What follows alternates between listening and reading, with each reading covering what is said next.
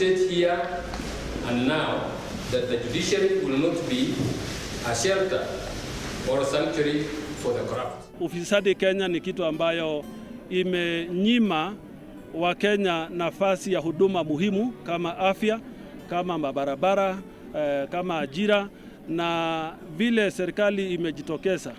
Tunataka kupongeza mkono rais kwa kujitokeza kusema atapambana na ufisadi. Kwa historia ya Kenya, mara ya kwanza watu wakubwa, magavana, managing directors wa kampuni mbalimbali kupelekwa kotini na kulala cell kwa sababu ya ufisadi. Hiyo ni jambo ambayo tungeunga mkono. Corruption is a very big problem in our country today because it is one scandal after another. But it starts with us. We need to see the institutions that are created to fight corruption actually working. We want to see people being arraigned in court, for instance, and charged. And some people should need to be taken to prison to serve as an example. Because we have seen so many cases being investigated, but somewhere in between they disappear. We don't know the outcomes. Like right now we have the NOS scandal, for instance. That's a very major corruption that I think something needs to be done. But corruption starts with us, you and I. So if we can get together, then find out where the problem is exactly, then we can really fight corruption in a better way. Corruption is something that has grown too big. Actually, it's an elephant. Starting from the apex up there, ministries, up to inside my house. Because since 1963, nothing has been done about corruption properly. But I think the problem is the government of the day is supposed to be in the forefront to handle this elephant of corruption. For example, they are supposed to follow Chapter 6 of the Constitution. You see, Chapter 6 of the Constitution, nobody wants to look at that page. And that is where we have got leadership and integrity. Corruption cannot go along together with integrity. So they avoid it. And they have seen them avoiding it. Even the people who are the leaders who are supposed to put it forward to make sure the citizens understand it. They don't open Chapter 6 of the Constitution that deals with leadership and integrity. This issue is an issue of leadership, not an issue of politics. Corruption is corruption. It has no tribe, it has no clan, it has no religion, it has no family. We must deal with it together as a nation. And those who are guilty must carry their individual cross and should no longer hide behind a cocoon or within a cocoon of tribal or clan politics. You stole alone, and you carry the cross alone.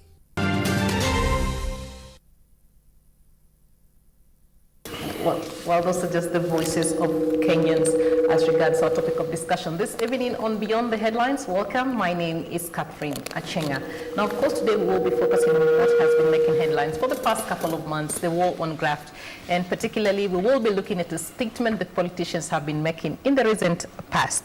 They're saying, do not politicize the war on corruption. What exactly does this statement mean? And is it possible to divorce politics from talk of corruption rather? So that is what we will be looking at this evening. And for more insight on this particular discussion, joining me now in studio, we have with us on my immediate left, the Member of Parliament for Nyando, that is Jared Okello. Thank you for joining us this evening. Thank you for welcoming me.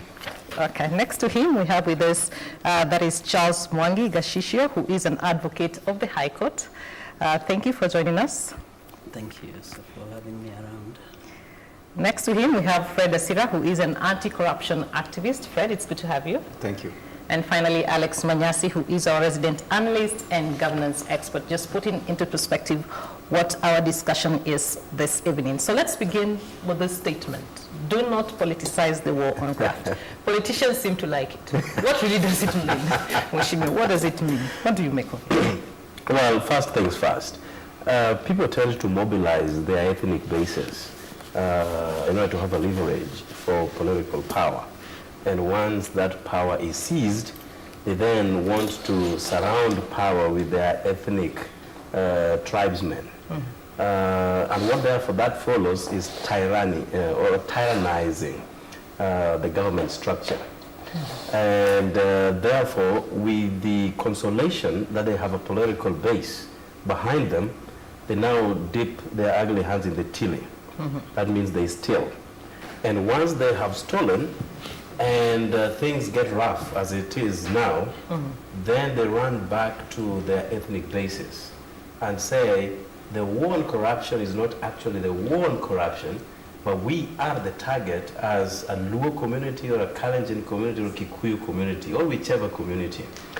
So that is the one we call ethicizing or politicizing. Well, the difference is there is a very thin line between politicizing, because each time they are bombarded with these issues, you can see they run back to their ethnic bases, and that is where they release statements from, not from Nairobi.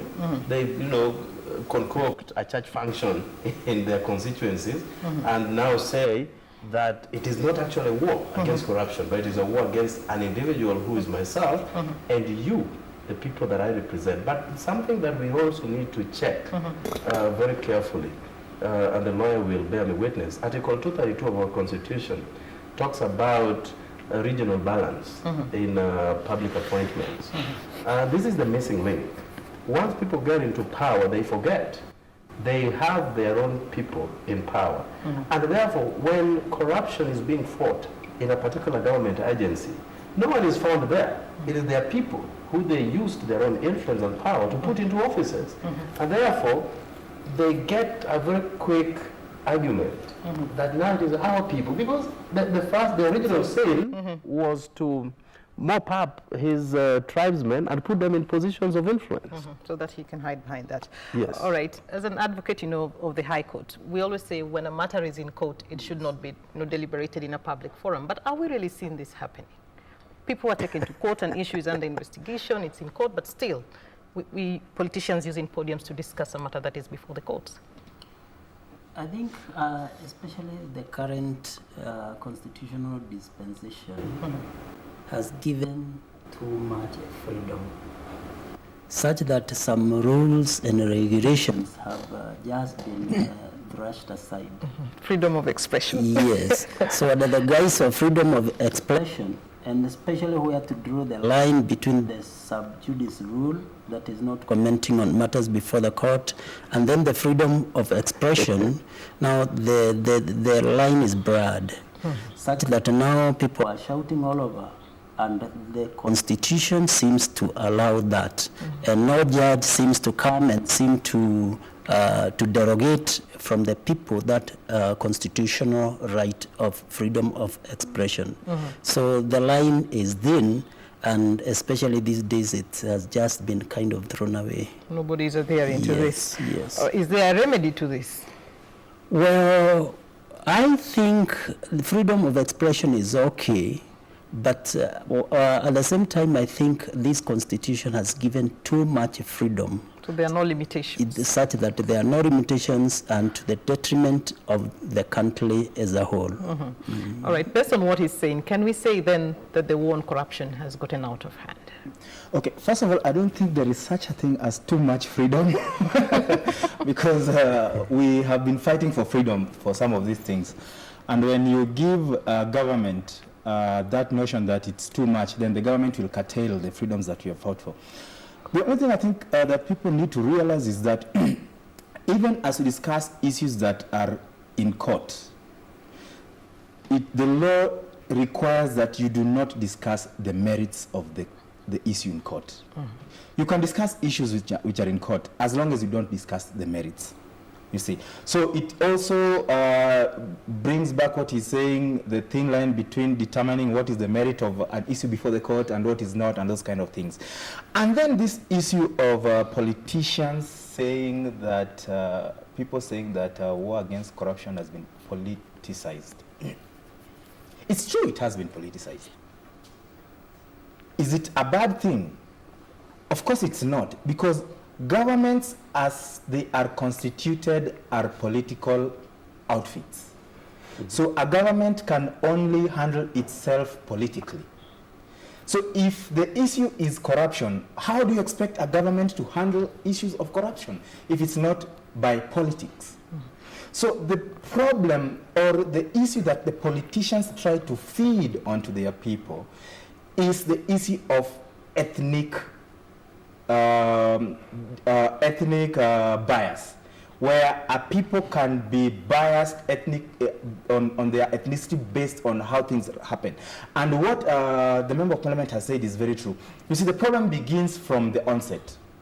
Once you are in Parliament, you mobilize your people to be in positions. One of the things that I was saying last week, for example, if we are talking about issues of the dams in Elgeyo Marakwet, how do you expect people of Siaya or people of Migori or people of Kakamega to be culpable? We are talking about issues in your county.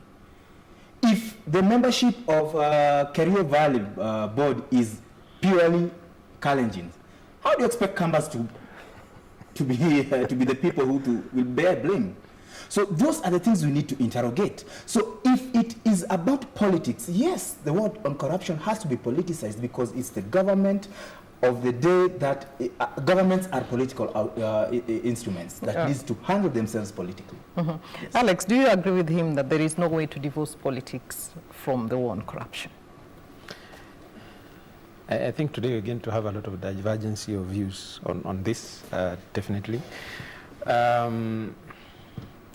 Probably the reason why we are having politics almost merged together with the issue of corruption is nothing other than the fight for interests. So the fight for interest in the sense that it's no longer corruption, in my view. If you look at the way corruption is being fought today, it's more about targets, it's more about 2022, it's more about safeguarding interests, it's about investments, and it has nothing to do with corruption per se. And I'm saying that because if you think through, and my colleagues have alluded to it, you think about today Kenya is more informed than before. The new dispensation makes it possible for people to access information. It also makes it possible for people to make noise whenever they want. And so it makes it easy for people to put out there what they're able to see, whether factual or not. And so probably that is where the biggest problem is, because once that happens, then it becomes political, because once you hear someone saying that, for example, the DP is being targeted, then it becomes a political issue. And then, of course, his lieutenants will come and say, you're doing this because of that. And yet, if you critically think about corruption in Kenya today, I think we've had a lot of corruption for the last many years. I do not think the way we are approaching it, you're going to win anytime soon. Haji himself on national television, I think last week or this week, admitted that he thinks that the biggest threat to this war is the fact that it has become political. And as he says that, it's actually him who created this scenario. And this is why I say that. He created it by insisting that he has to arrest people on Friday. He created it by insisting that the reason why he's going for throwing 1,000 people at one go in jail is so that to make a statement. But as we speak, most of the NYS people he's pursuing into changing them into witnesses.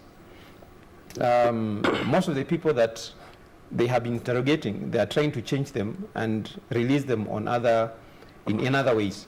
So you start wondering whether any investigation was done in the first place before you arrested people. So is it about fact or is it about politics? So that is where my problem is. And like I said last week, I do not think and I do not believe that the war on corruption is going to be won.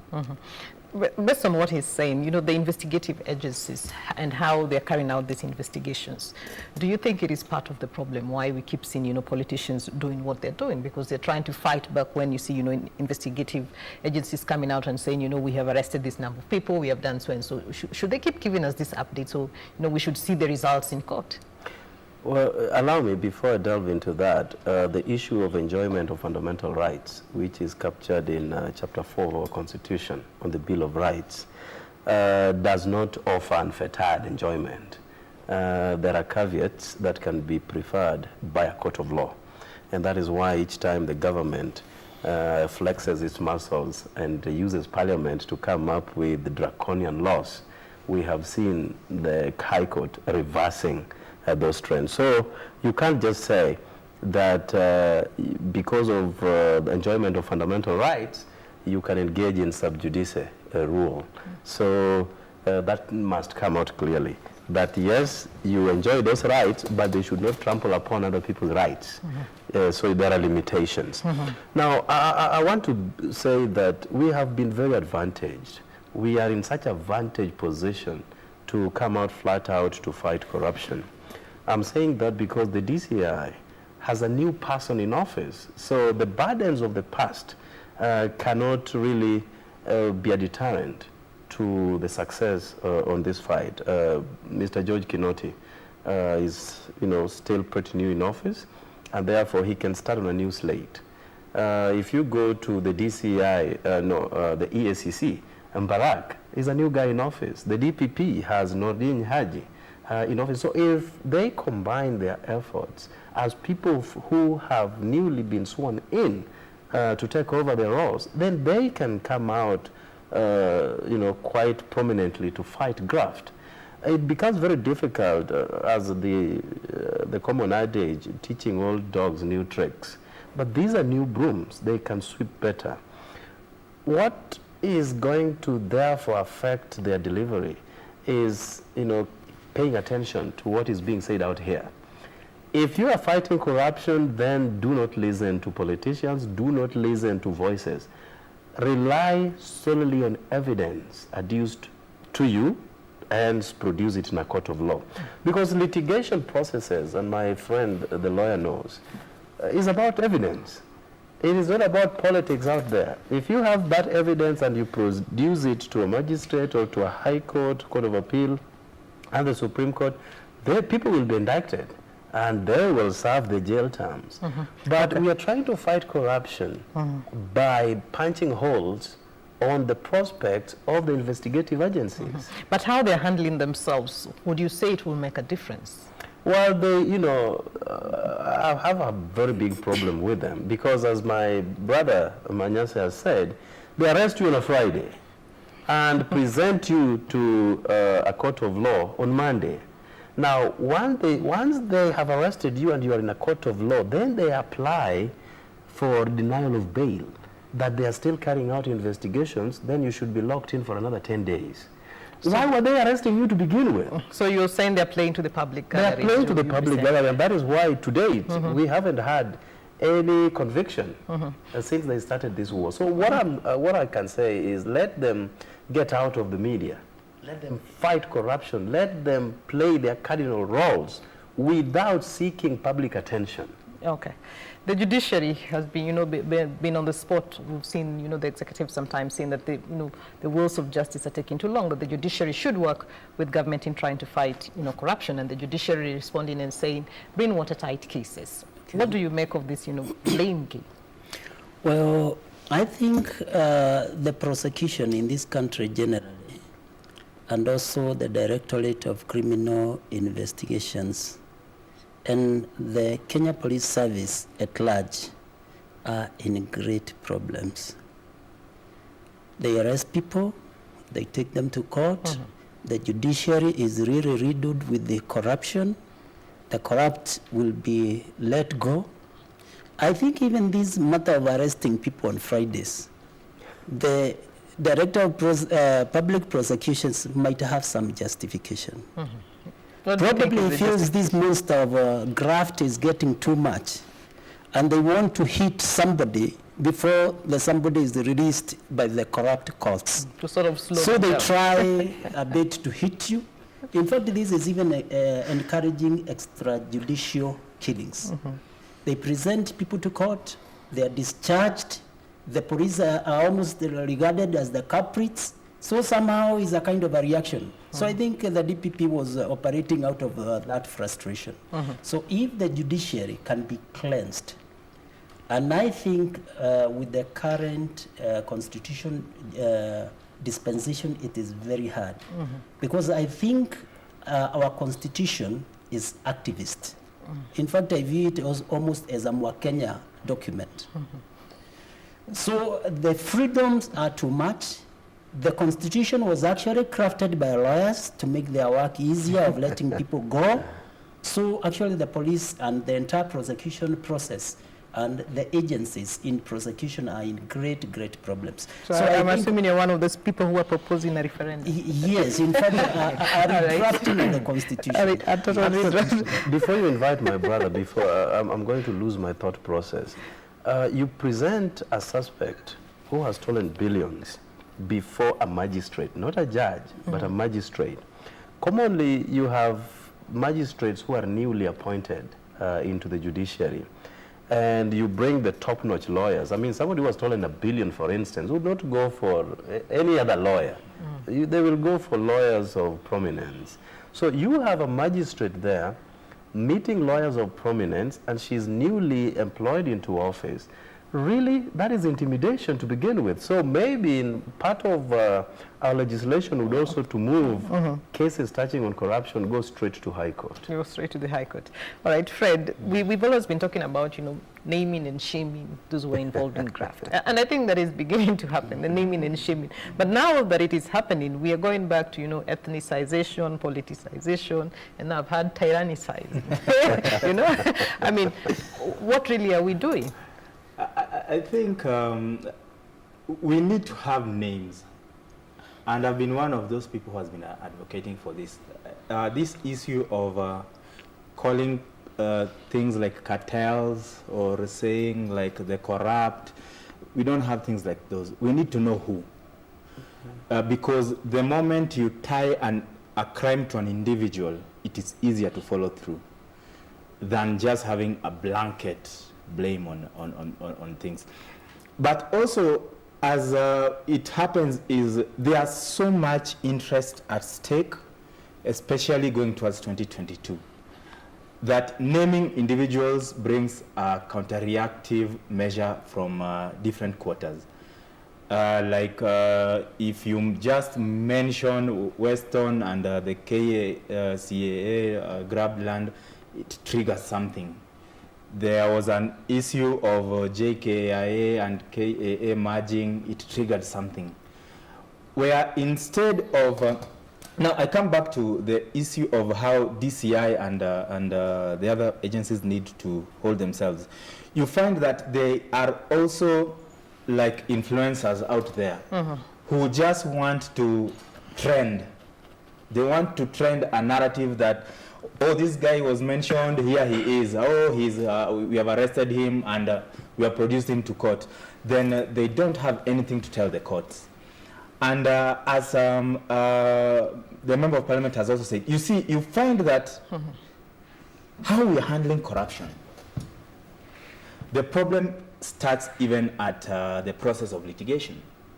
You produce a suspect before a magistrate, and here comes the employers. Like some of those top-notch lawyers is talking about, most of them sit in the JSC who need to again vet the person.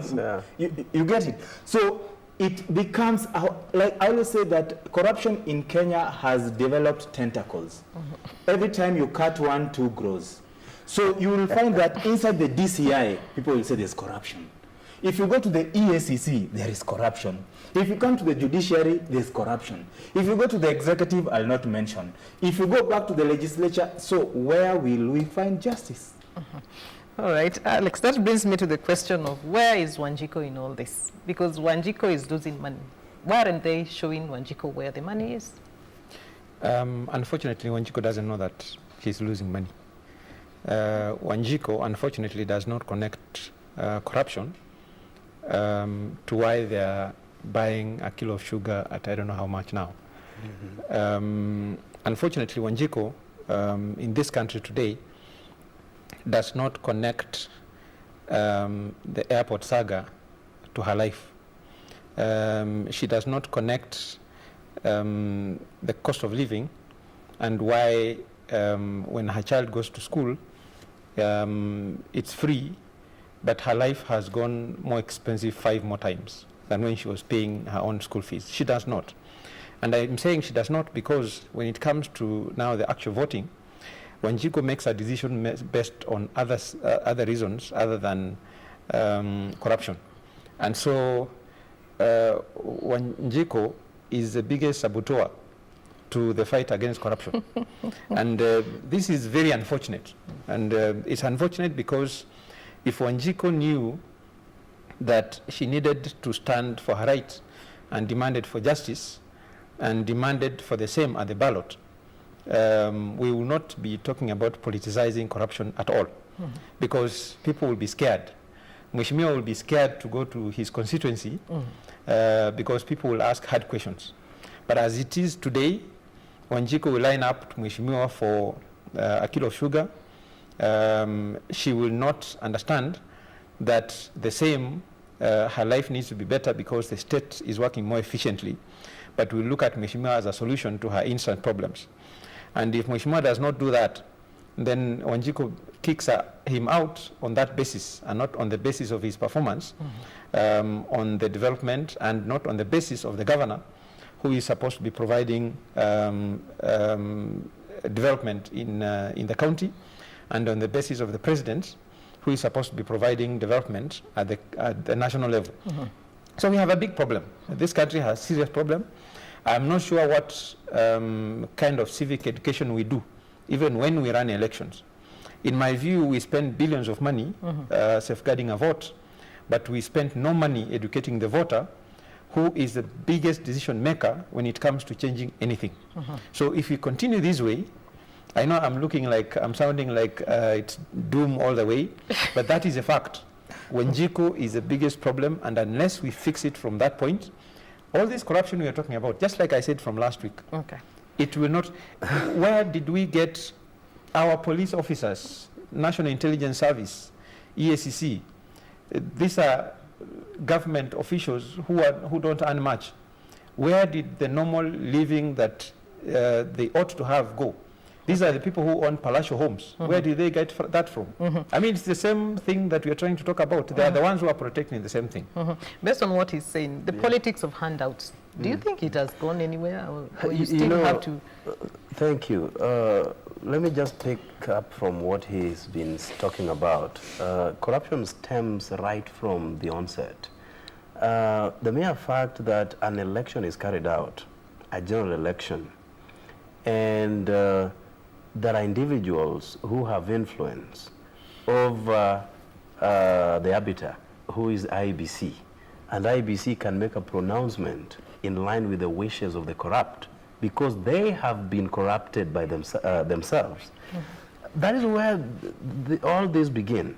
You remember the rigorous litigation before the Supreme Court touching on elections. To date, people or Kenyans have never understood why IBC deliberately chose to meddle with the general election that was hence vitiated by the Supreme Court. The monies that were spent in that presidential election were enormous.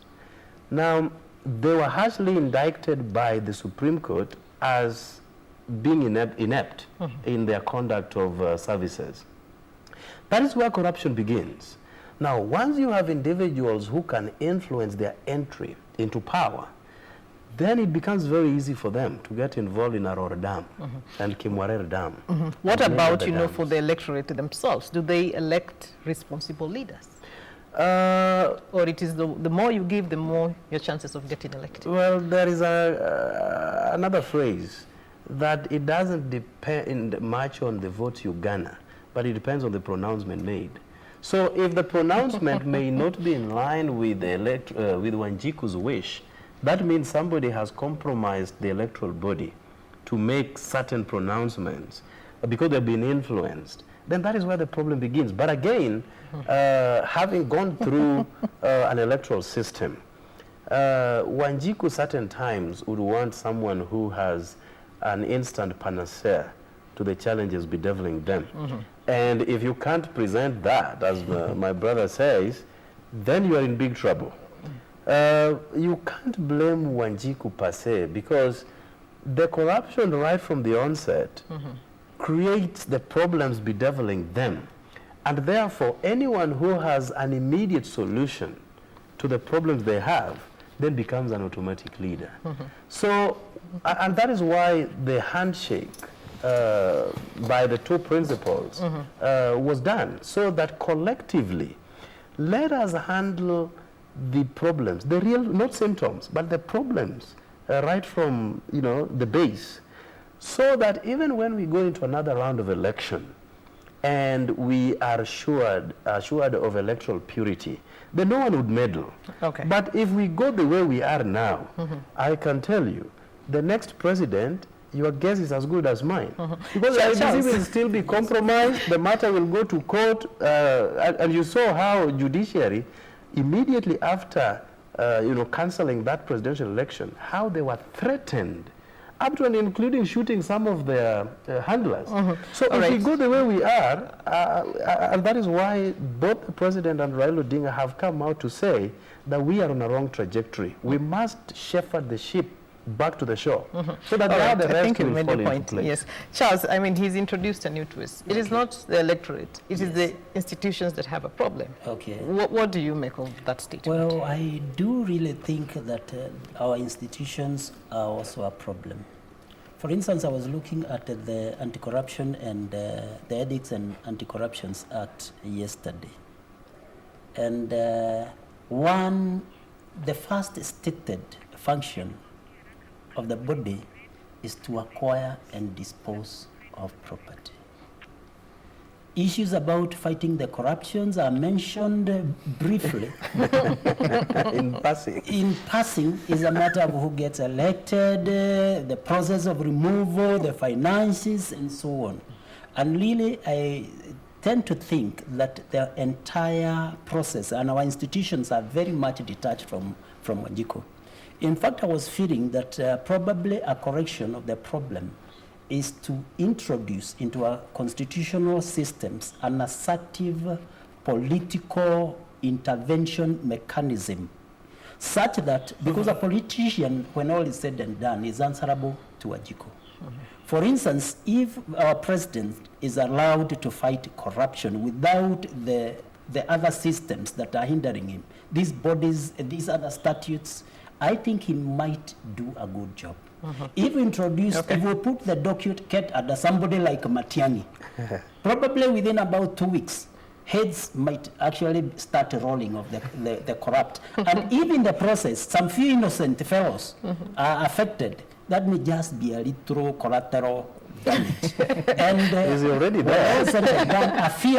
A fear will be instilled in the squanderers of public money, and somehow we might start to get a little. Well, he's already the head of internal security. No head has rolled. Well, he's fed by institutions like this anti-corruption body and so on. Fred, do you believe the war on graft would be won in what he's saying, that we don't need these checks and balances that were designed in the Constitution, because he's proposing a radical approach to the war on corruption. Okay. As we go into the break. To some extent, but not entirely. What I think is we have too many institutions doing the same job, and that has always been my problem. So it is designed to fail. It is, yes. It is a bump that slows the process of fighting corruption and all those kind of things. In my opinion, and I've always said this, I don't see much value with the EACC. If that office could be closed, they take some of their computers, they put in the DCI's office, then they use some of those funds we add to the ODPP. I think we will have, because then it will be easier to ask questions to the DCI, for example. Right now, if you ask questions, they will say, no, that doesn't fall under our mandate. That goes to EACC. If you go to EACC, they'll throw you back to the DCI. So it becomes a pull and push kind of a scenario. So we have so many institutions that are doing the same job. We need to streamline some of these institutions if you want to see these things work. These things work. Yes. All right, Alex, you'll talk about it after the break. We need to take a short break, but you are watching Beyond the Headlines, our focus of discussion, the ongoing war on corruption. And the question we are asking you this evening, is the war on corruption being politicized? Well, you can speak to us on our hashtag BTHKBC, my Twitter handle at Kato Acieng'a. Jane is not here today, but of course, when we come back, we'll be looking at some of your feedback. So talk to us on the hashtag BTHKBC, my Twitter handle at Kato Acieng'a. We take a short break, but we'll be back shortly.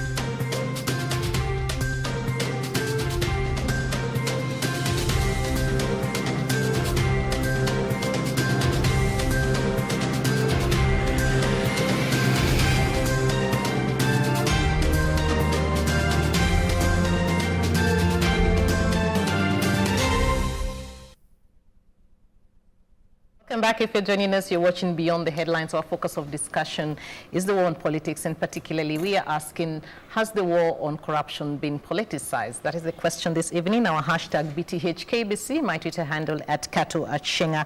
I will be getting to your feedback in just a bit, but before I do that, let's just quickly get to you, Alex. And based on the discussion that we've had, does it mean then that the citizens are not empowered enough to demand accountability, or they simply have gotten to a point where they have resigned to their fate? Like I said, the most unfortunate bit is that the ordinary Kenyan out there can hear or listen to news. They hear about money getting lost here and there. They're helpless about understanding what that means. And so even the mainstream media, there are some parts of this country where people do not know anything called news. And we have made a lot of progress as a country in just getting people to have access to information. However, the level at which the Kenyan voter is today is such that, just like I said, does not connect what they hear and why their lives are the way they are. However, I think what we have seen today is not new in terms of looking at issues around corruption. There's nothing, in my view, that is different from what has been going on in this country. And this is why I say that during the first term, the president was given a list which he read in Parliament. All Kenyans know that nothing came out of it to date. All these things that are being mentioned now are things that are alleged to have happened in the president's first term. As far as I'm concerned, the intelligence of this country, where even Haji came from, was in office. So someone needs to convince me how suddenly it's different, because these are the people who ought to have advised the president then what they are able to see happening and going on in this country. So it's very easy for me to assume that it's more of politics than fighting corruption, because of the basis of looking at it from, there's nothing new that has changed. We have not seen those institutions that, apart from changing a few heads, including Haji himself, who was in the intelligence service, who was supposed to give the president information about what is going on. And so I find it difficult to understand how suddenly we want to make it different. Okay. Based on what he's saying, we've always been talking about, the big fish, the small fish. Now I think we are beginning to see the big fish. But how really can we change this war on corruption? What do we need to change? Because we know what is wrong. Yes. The absurdity of it all is that we have a constitution that was designed with suspects in mind. Why do I say that? I say that because, firstly, if you arrest a suspect, they must be produced in a court of law in less than 24 hours. That is bit number one. And I think that is what informed DPP's Friday arrests, so that they can enjoy this maragwe, cell, for Saturday, Sunday, and then be produced on Monday. So has he succeeded in, slowing down corruption? Exactly, that is what I'm explaining. Number two, even when you are sure that the corrupt proceeds are hidden in a house, you still need a warrant of search to go and break somebody's home. So that is bit number two, that protects what they call the rights of suspects. Article 49 of the Constitution gives them unfettered access to bail. Even when somebody has killed, has murdered, and you can see, and perhaps video footage has captured it properly, once they are produced in a court of law, they apply for bail, and by right, they are granted, so that they can go out there and kill some more. Now, if you go again to Article 50 of the Constitution, it says no one should be condemned unheard. So all the laws must have been designed with these suspects and corrupt individuals in mind. But because you can see the degree at which they are being protected. Yet, Wanjiku, who is the person being robbed, has absolutely no protection at all. Even when Wanjiku is subjected to issues like chicken theft, the way the judiciary handles Wanjiku is very different from the way they handle these big fish, as you'd want to call them.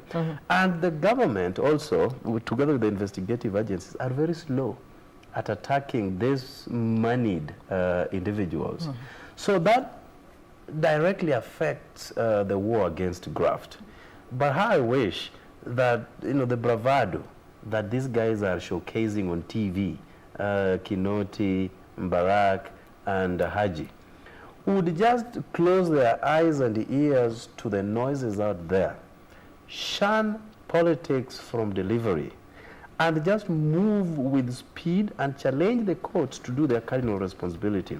Because you remember, when confronted with the issues of ineptitude, they then rush to the courts and say, it is the judiciary that slows down the fight against graft. Yet they know that the courts will only rely on evidence. And we have seen many times, they go to a court of law, they are never convincing, they withdraw some of the charges. It is the DPP withdrawing some of the charges. At the same time, blaming the judiciary for lack of cooperation in the fight against graft. In the fight against graft. All right. Are we going to get to a point where we will not be talking about, recovery? When are we going to get to a point where we arrest, the corruption before it even takes place, at the point of where it is happening? Well, I think we need a lot of civic education in this country. I think issues about the immorality of corruption should be inculcated to our kids even when they are in school. So it's a matter of introducing this very early in the school age. Then we also need an overhaul of our laws. Like Mheshimiwa is saying, in fact, a further point provided for in Article 50 of the Constitution is that once you charge these people, you must give them a list and the statements of everyone who is supposed to testify against them, with the phone numbers of the intended witnesses, their descriptions, their residences. So actually even eliminating the whole list for a politician is very, very, very easy. So this, especially the Constitution, was actually drafted by lawyers. When Bomas failed and all these other places, the committee of experts, just lawyers.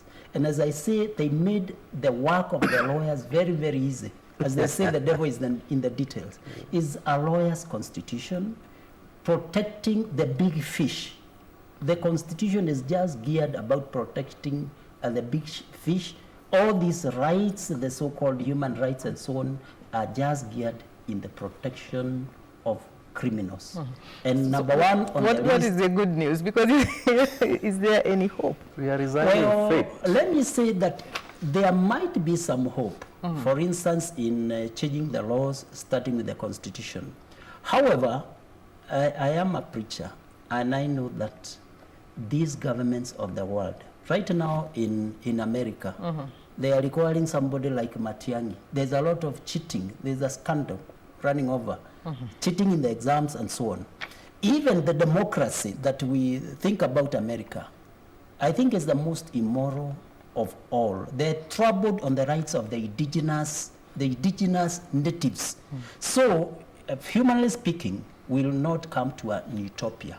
And that is why some of us hope for a kingdom of Jesus, when there will be no corruption, and even when on earth, it's possible when you believe in Christ not to engage in corruption. For instance, although I'm not just boasting about myself, in my entire life I've never given a bribe, and I've never received. Amen, that's good. You see, so it is possible, especially when the heart is touched by something other than this rose of this world, to live a pure life. So, however, we should not be defeatist. We should still try before Jesus comes to try and make our environment a bit hospitable. Maybe one more blockade on matters corruption. You know, even when you capture issues on video, yes, admissibility of that video in a court of law is extremely difficult. They will ask you for the serial number of the video, the certificate of the person who captured the video, where he was trained for videography. I mean, because of the risk of Photoshop. There's a lot of, if you know the issues that surround people and computers, somebody can put you in a place when you're in Dubai and put you here in Kibra, and if you realize. I mean, I'm talking about the mainstream media. Even when the mainstream media, I would highly be in doubt if KBC Channel 1 would engage in photoshopping around. No, they wouldn't do that. But even with that kind of information, a court of law will still make it very difficult for it to be admitted in a criminal proceeding. Okay. So you wonder, I mean, the laws were meant for the haves and not the have-nots. And by the All way, right. No, we need, our time is running out, and I want to quickly just, take one of this feedback so you can respond to it. It's from Will. He's saying the hue and cry about politicization of the fight against corruption is a smokescreen and mirrors the charade to deflect scrutiny into the scandals by the investigative agencies. It is meant to get sympathy from the ethnic basis. What do you make from this statement? Now, that is what I was talking about, ethnicization of corruption, not politicizing. There's a big difference. Because you find out that the people who have been adversely mentioned have retreated back to their communities, and now they are whipping up emotions from that quarter. And it is true, it is to divert attention so that we do not now go into the details of these issues. You see, I want to bring up something. You remember those of us who are up and about on the streets, running about and demanding for IEBC and such kind of institutions to be changed, because we had no any other option but to be on the streets. That's only the time we could have been had. And the people who were beating us and sending business communities from all quarters told us to follow the law and adhere to institutions. And told us that IEBC is an institution and whatever they decide is final. We should live by that. Now, if I see the honorable member, Senator Majority, running around and telling people now that the DCI as an institution is corrupt and it needs to be done away with, because now they are targeting him and his likes, I feel very bad, because he was very loud telling us that mutoke kwa street, hiyo banana kukaa kwa barabara, mnajiaibisha. Now today they are crying foul. So what I want to say is, the law is a double-edged sword, and we must realize that, such that when people come here and say that this thing needs to be looked into so that it can benefit all of us, it must benefit all of us. So that even now those people who are celebrating, I might be one of them celebrating, oh, this year is working, then tomorrow when it starts working on you, will you be as comfortable tomorrow as you are today? Okay. Alex, your closing comments as we wind up. Is it possible to change how we are operating in terms of the war on graft? At this point in time, the war on graft can only be won by depoliticizing the same, by de-ethnicizing the same, And I'm one of those people who have the school of thought that we need to change the way we are fighting corruption.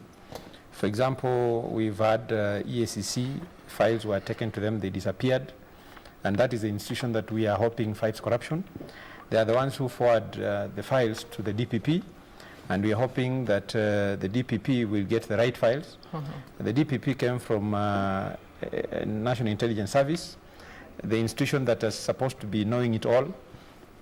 There's nothing that is going to change in this country as of now. The only way we are going to deal with that is, for example, picking the entire EACC and putting them into the IFME system, where they can monitor where money is going and then coordinate with DCI.